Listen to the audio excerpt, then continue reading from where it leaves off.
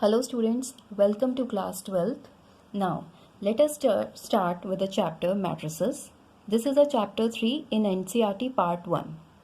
Now, before telling you that what are matrices, let me give you an example. Suppose करिए मैं जानना चाहती हूँ कि राधा पे कितने पेन्स और कितनी बुक्स हैं. Suppose करिए राधा पे 2 पेन्स और 3 बुक्स हैं. अब मान लीजिए मुझे पता करना है कि सुधा पे कितने पेन्स और कितनी बुक्स हैं. तो सुधा पे सपोज करिए 1 पेन और 2 बुक्स हैं. अब हम अगर रवि की बात करना चाहें तो रवि पे सपोज करिए 3 पेन्स और 2 बुक्स हैं. ठीक है, तो ये मेरे पास एक डेटा आ गया नंबर ऑफ पेन्स और नंबर ऑफ बुक्स का.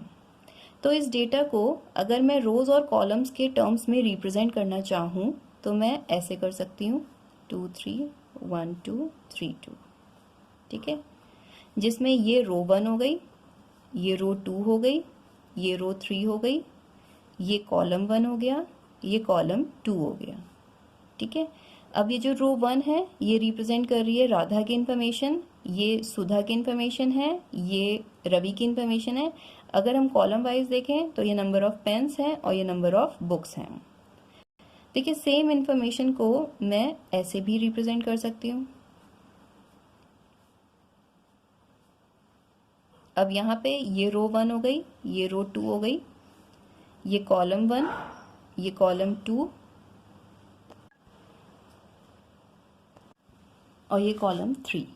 ठीक है, अब ठीक है, तो ये हमारे पास रिप्रेजेंटेशन ऑफ डेटा हो गया. अब यहाँ पर ये रिप्रेजेंट कर रहा है हमारे पास नंबर ऑफ पेन्स, ये है नंबर ऑफ बुक्स, ये राधा की इन्फॉर्मेशन है, ये सुधा की और ये रवि की. तो देखिए यही जो रिप्रेजेंटेशन ऑफ डेटा है in terms of rose and columns, इसी को ही हम मैट्रिसेस बोलते हैं. यानी मैट्रिसेस कुछ भी नहीं है, it is just a representation of data in terms of rose and columns, जिसे हम एरे भी बोलते हैं. ठीक है, तो डेफिनेशन हम पढ़ लेते हैं. डेफिनेशन क्या है? A matrix is an ordered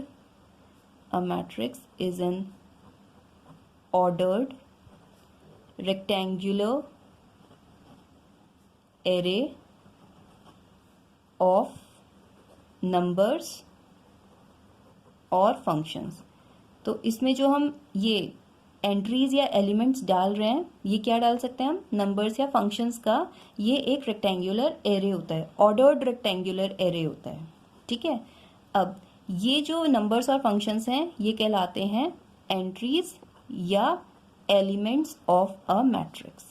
इन्हें हम क्या बोलते हैं? एंट्रीज या एलिमेंट्स ऑफ अ मैट्रिक्स. ठीक है, अच्छा, सबसे पहली बात अब आपके दिमाग में ये उठ सकता है कि ये मैट्रिसेस हमें काम कहाँ आती हैं.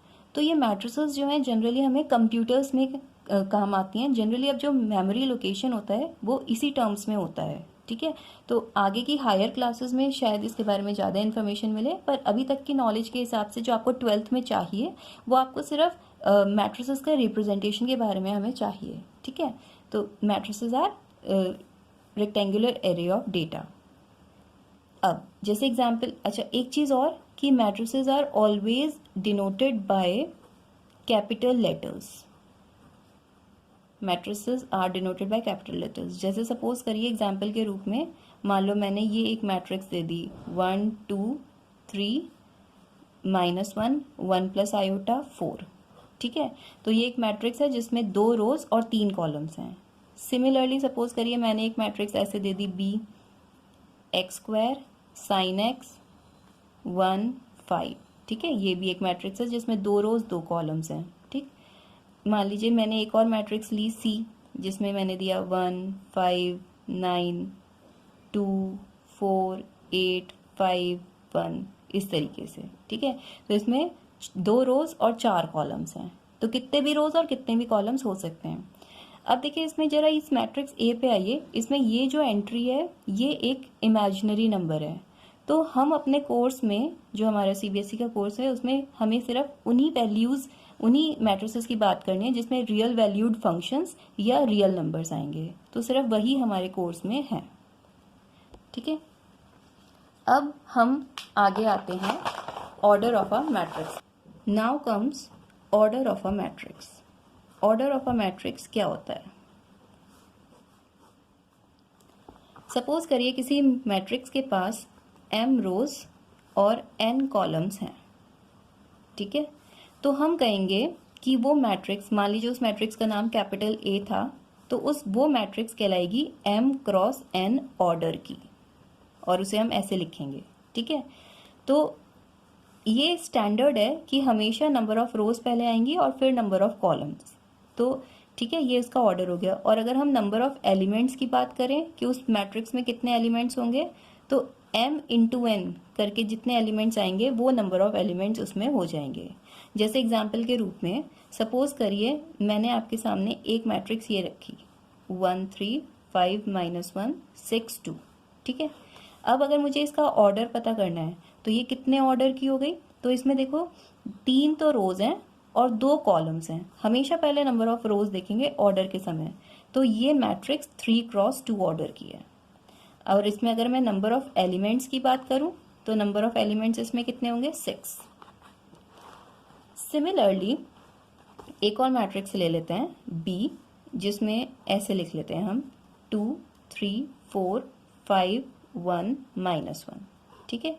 अब अगर मैं इसके ऑर्डर की बात करूं तो इसका ऑर्डर क्या होगा, तो इसका ऑर्डर होगा, इसमें नंबर ऑफ रोज हैं 2 और कॉलम्स हैं 3, तो ये 2 क्रॉस 3 ऑर्डर की है। और अगर मैं नंबर ऑफ एलिमेंट्स की बात करूं तो इसमें नंबर ऑफ एलिमेंट्स क्या है, तो इसमें नंबर ऑफ एलिमेंट्स इसमें भी 6 हैं, ठीक है? तो ज़रूरी नहीं कि जैसे अगर नंबर ऑफ एलिमेंट 6 हैं तो उसकी एक ही मैट्रिक्स पॉसिबल है, बहुत सारी मैट्रिसेस पॉसिबल हो सकती हैं, ठीक है? तो अगर मैं इन जनरल बात करूं तो सपोज करिए कोई भी मैट्रिक्स A है जिसके जनरल एलिमेंट को मैं ऐसे बोल रही हूँ aij, यानी ith रो और jth कॉलम का एलिमेंट, जिसका ऑर्डर सपोज करो m क्रॉस n है, तो वहाँ पर i वेरी करेगा 1 से लेकर m तक एंड j वेरी करेगा 1 से लेकर n तक, जहाँ पर m और n दोनों ही नेचुरल नंबर्स होंगे, ठीक है? तो हम जनरली ऐसे लिखते हैं, ठीक? करिए हमने यहाँ कोई मैट्रिक्स ली D, विच इज़ सपोज करिए ऐसे मैं ले लेती हूँ 0 5 -2 6 8 1, ठीक है? अब अगर मैं आपसे पूछूं कि यहाँ पर A11 क्या है, A11 मतलब फर्स्ट रो फर्स्ट कॉलम का एलिमेंट, तो वो हो गया 0। इसी तरीके से अगर मैं आपसे पूछूं कि A31 क्या है, A31 मतलब थर्ड रो फर्स्ट कॉलम का एलिमेंट, तो थर्ड रो फर्स्ट कॉलम का एलिमेंट है हमारे पास 8। इसी तरीके से अगर मैं आपसे पूछूं कि A22 क्या है, यानी सेकेंड रो सेकेंड कॉलम का एलिमेंट 6, ठीक है? तो इस तरीके से आप बता सकते हैं। अब जैसे 5 है तो वो किस रो और किस कॉलम में फॉल करेगा, तो वो फर्स्ट रो और सेकेंड कॉलम का एलिमेंट है, यानी वो A12 है, तो A12 इज 5।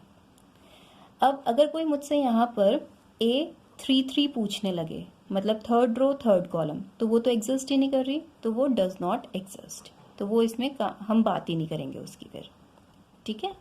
तो ये हमारे पास मैट्रिक्स इस तरीके से हो गई, ठीक?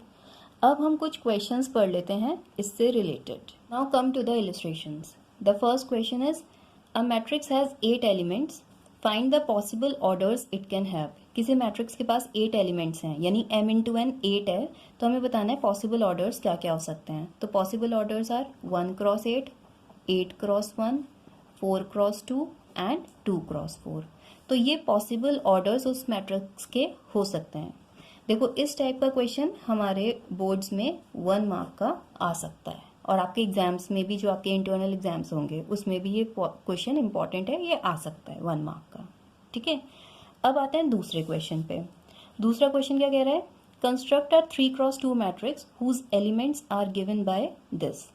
मुझे एक 3 क्रॉस 2 ऑर्डर की मैट्रिक्स बनानी है, यानी जिसमें 3 रोज और 2 कॉलम्स हो, और उसका जो aijth एलिमेंट है वो ये होना चाहिए।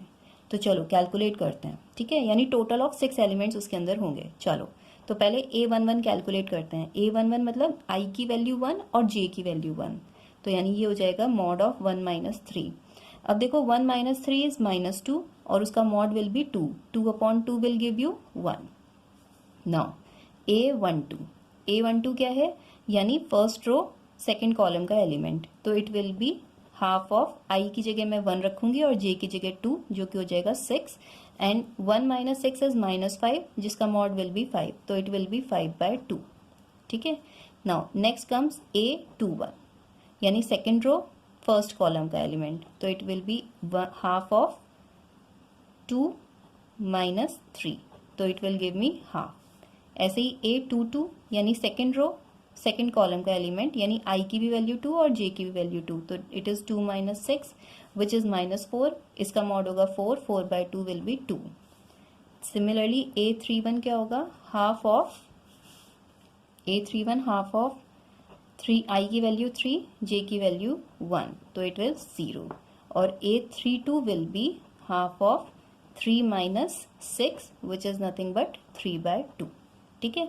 तो ये हमने सारे एलिमेंट्स, इसमें जो 6 एलिमेंट्स आने थे वो हमने कैलकुलेट कर लिए हैं. अब आप कोई भी नाम इस मैट्रिक्स को दे सकते हो, और मेरे पास जो मैट्रिक्स आ गई, तो वो मेरे पास मैट्रिक्स हो गई ये 1, 5/2, 1/2, 2, 0, 3/2. तो ये हमारी मैट्रिक्स आ गई है. ठीक है. आप यहाँ कोई भी नाम इसको दे सकते हो. Question is construct a matrix of order 2x3 whose elements are given by this. देखो सेम टाइप का क्वेश्चन मैंने आपको एग्जाम्पल के रूप में दिया है. देखो इस टाइप के क्वेश्चंस आपको 4 मार्क्स में या 2 मार्क्स में पूछे जा सकते हैं. तो अब आप ट्राई कीजिए. ठीक है. तो इस मैट्रिक्स में जो आप कंस्ट्रक्ट करोगे उसमें 2 रोज और 3 कॉलम्स होंगे. ठीक है. तो अब आप अपनी कंप्यूटर स्क्रीन को या मोबाइल को पॉज करिए. ठीक है. और आप ये ट्राई करिए. तो करिए पॉज. अब आपका जो आंसर आ रहा है वो ये आना चाहिए, 2, 9/2, 8, 9/2, 8, 25/2. ठीक है. ओके. तो आज के लिए इतना काफ़ी है. अब जितना हमने पढ़ा है उससे रिगार्डिंग होमवर्क है. एनसीईआरटी एक्सरसाइज 3.1 में आप क्वेश्चन 1 to 5 कर सकते हैं. एनसीईआरटी आराम से आपको ऑनलाइन अवेलेबल हो जाएगी. आप उसकी एक्सरसाइज ट्राई कीजिए, क्वेश्चन 1 to 5. और अगर आपके पास आर डी शर्मा है, चाहे वो पहले से हो या कहीं से अरेंज हो सकती हो, तो उसकी एक्सरसाइज 5.1 की आप क्वेश्चन 1 to 7 कर सकते हैं. देखिए अगर आर डी शर्मा आपके पास अवेलेबल नहीं हो पा रही है तो आप प्लीज़ पैनिक मत करिएगा, क्योंकि मैं आपको एक असाइनमेंट दूंगी जिसमें मिक्स्ड क्वेश्चंस होंगे, तो वो आपको फिर डरने की बात नहीं है.